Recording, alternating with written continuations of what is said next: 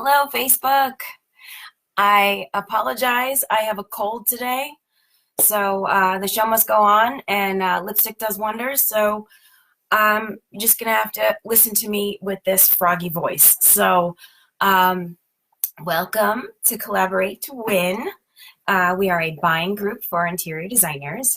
I am Heather McManus. I created and founded this buying group so that I could help myself and my fellow designers to actually make a profit on the product that we sell for a change, and compete with the internet, which is like the ongoing problem. Am I right?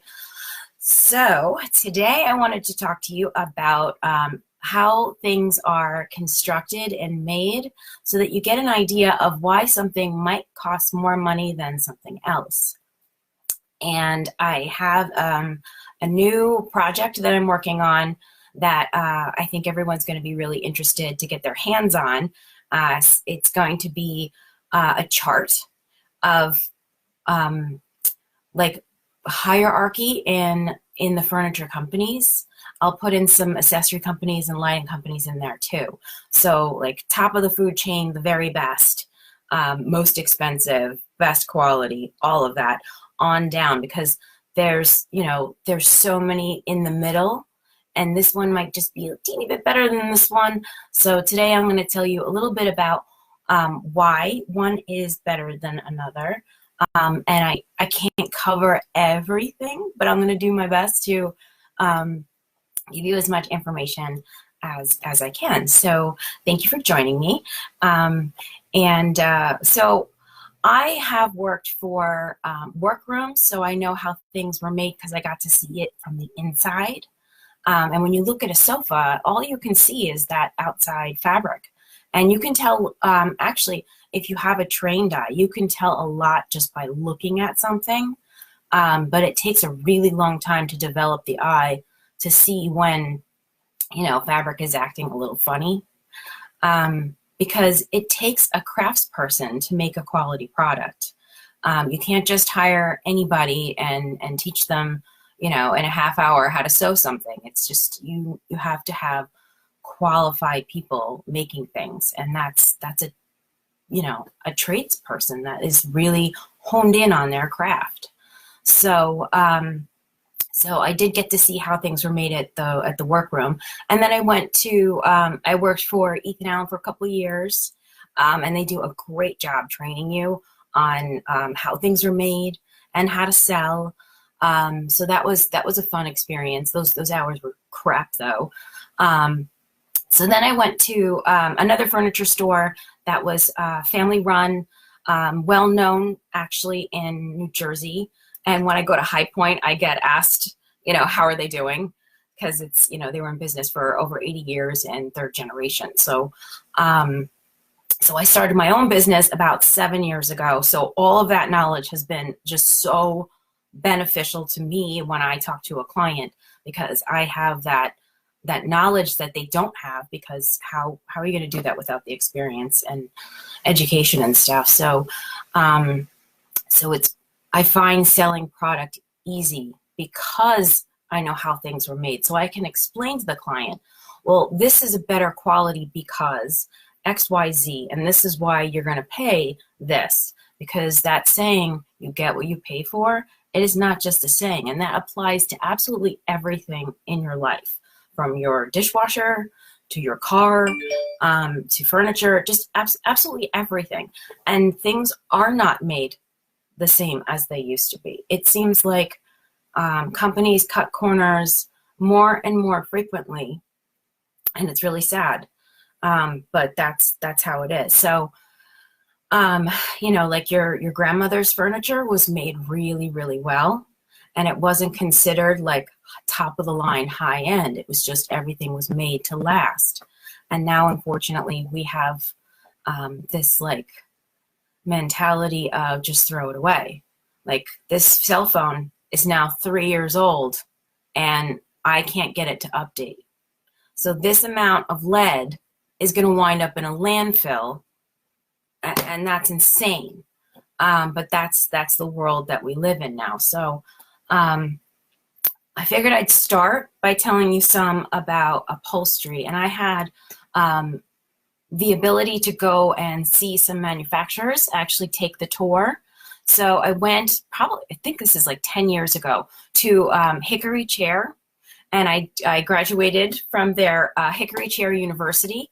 That was back when the company, before they ever got bought and sold and then bought and sold and all that stuff. So now they're owned by Century, and it's really a different thing. But back then, they were one of the higher price tiers that sold real quality, and they did a great job of like walking us around the whole manufacturing plant and seeing how absolutely everything was made. And you get such a better feeling when you're there experiencing it and smelling the wood and talking to, you know, the guy that's worked there for 20 years, and he just, you know, that's all he does is he just makes drawers, and that's his thing every day. So, you know, he's an expert at it. So, so I hope that I can impart some of that knowledge to you. And if you ever have the opportunity to go to these manufacturing plants and see it being made, you'll just have so much a better appreciation and knowledge that I'm not going to be able to quite share with you, just telling you about it. So, so I have some visual aids that I can share. So upholstery, this is, this here is what a really good frame should look like. These are photos I took when I went to Hickory Chair. So what you're looking at here is a hardwood frame. It's maple, not pine. Pine is a softwood. It's okay. You'd rather have a maple or harder in your wood species, because that frame is just going to last forever if you make it right. Then you've got your, actually this photo kind of gives you the, I don't know if the sun is going to behave here. This is from Stickley. This is their diagram of just how much wood is in there. And then you've got your springs. Over that goes layers of thin fabric and foam. And all of the springs do different things. So this is a great diagram of 8-way hand tied. That's in the seat. So, so each coil is sprung, you know, a little tighter on the edge, a little more give in the middle to give you that really comfortable seat. And then on top of that, you've got all these different grades of cushions. And when I tell you that, like, absolutely every material that we're talking about has different grades, there are cheaper springs that you can buy. There's cheaper foam that you can buy. There's more expensive. There's, you know, all of these things have pricing and quality. So here's a diagram of some different options of seating. Oh, there you go. Okay. So your basic is the one up top here. So you've got foam in the center, and foam can come really firm, medium, and soft. And there's probably even categories within that. So usually they go for like a medium firm, and then they put Dacron over that. That's that white stuff that you might use at Christmas time to make it look like a little Christmas village out. That's Dacron. And then over that should go a cotton ticking. Now the cheaper companies won't do the cotton ticking. They just shove it in there without it. So it's going to move around and get misshapen, and the smell's going to seep through, and that's a whole thing. Because these cushions and some of the fabrics can be a little toxic and smelly. So so that's just a whole other issue that I'm not even going to get into. But so then the next one you got might just be a softer foam with the same Dacron. Softer foam. Very slight difference. I honestly didn't notice the difference. We did a butt test when one day at the showroom at High Point to go sit on this one and sit on this one and sit on this one and see how each cushion feels. So my personal favorite that I find the most comfortable and the most like across the board, no matter, you know, what your back issues are, how you feel about, you know, softness and whatnot, I always prefer the spring down cushion.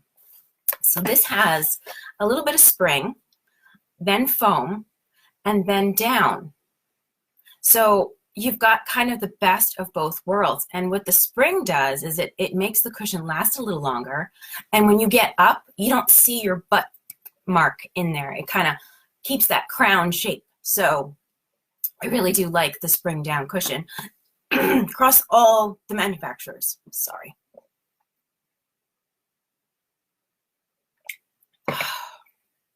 And I'm doing better, actually. Okay.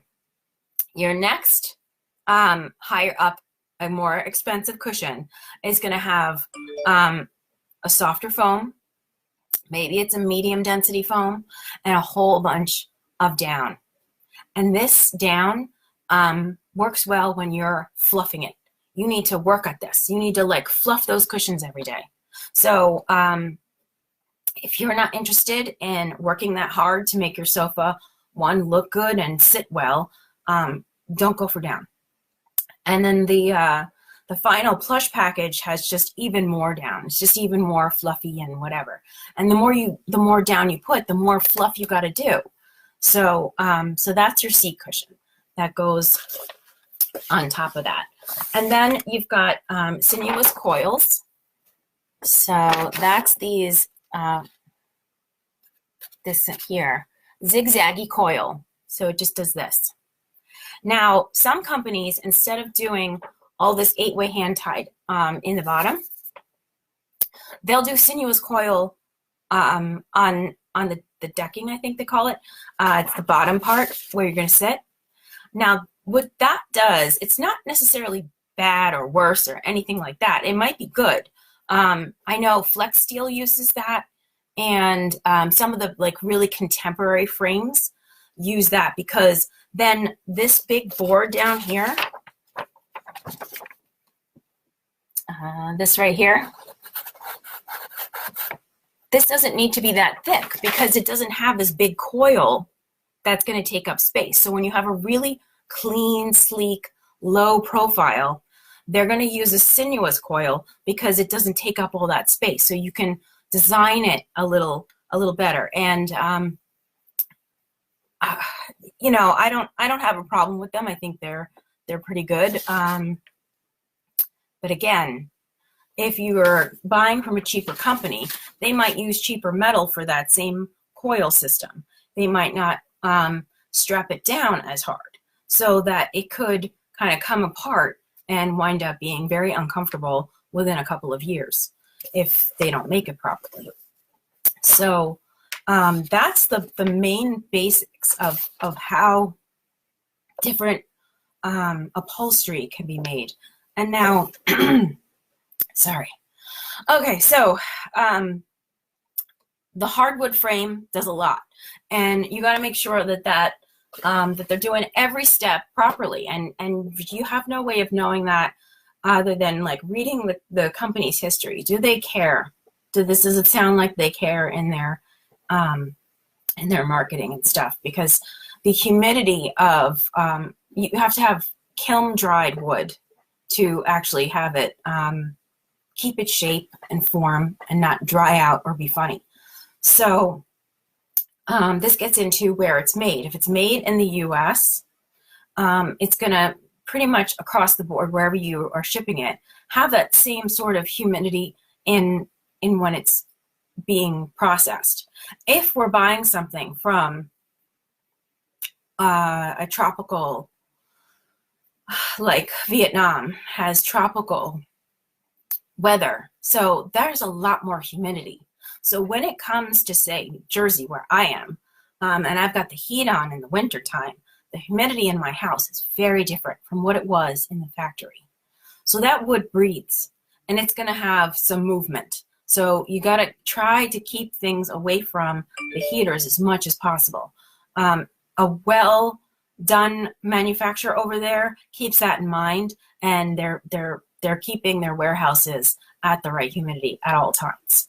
And I think I heard at one of the I went and saw Zimmerman chair last summer, and they said 60% humidity, I think was what it was. I didn't write it. I don't have it in my notes in front of me, but I'm pretty sure it was something like that. So they keep their warehouses while they're building things at that humidity, so that when it comes to your house, it didn't sit. It's almost like if you're not doing that, you're like sticking it in a barn outside, where the temperature is just going to make the wood do all kinds of wacky things.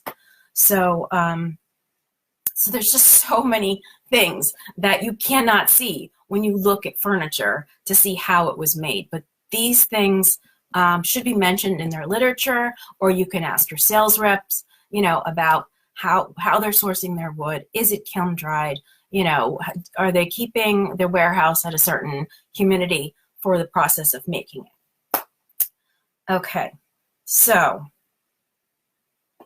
another thing about price point and upholstery is the more money it is, usually the more options you have. Like one of my favorites is Sierra Lane, and they have like 1 billion options of customization. And each one is going to cost just a little bit more than your standard frame. So if you want to go like crazy with nail heads or top stitching, in the beginning of the price book, you've got all your different ways. So you can space the nail heads or have them closer together. You can put trim in the back or not trim. They've got all these cool, this is very popular right now, all these stitching instead of welts. So there's 1 million options. The more expensive something gets, the more options you are able to add. That's the beauty of it, is that you really make it a unique custom piece that's just for that client. So that's pretty much it on the upholstery. So case goods is a whole other issue. Hi, Maria. Thanks for joining. So this, again, gets into the wood species that you're using. That has a huge part in what something's going to cost. And again, you need it to be kiln dried. They need to keep that warehouse, wherever they're building it and storing it, at the right humidity the entire time. If you think about it, like, okay, so something got made beautifully over in Vietnam, and then it's on a ship, whatever that, weather is, and then it's going into a container, and then it's getting into your warehouse, and God knows, like the humidity ranges in all of these places. So I've had like a kitchen chair show up with the back is cracking off of other things because the humidity was doing funny stuff. Maybe in transit, it was probably fine at the factory. It was probably fine somewhere else. And then at some point, the pieces of wood aren't sticking together anymore because of that humidity. So I have some wood samples to show you. This is just one ring from one company. They have so many options.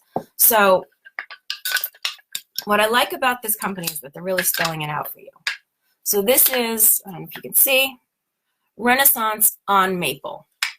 So a lot of people know maple can also be a color finish choice, right? You think of it as something that looks like this. It's like a lighter color, blondie kind of color. Oh, I need more water. Sorry.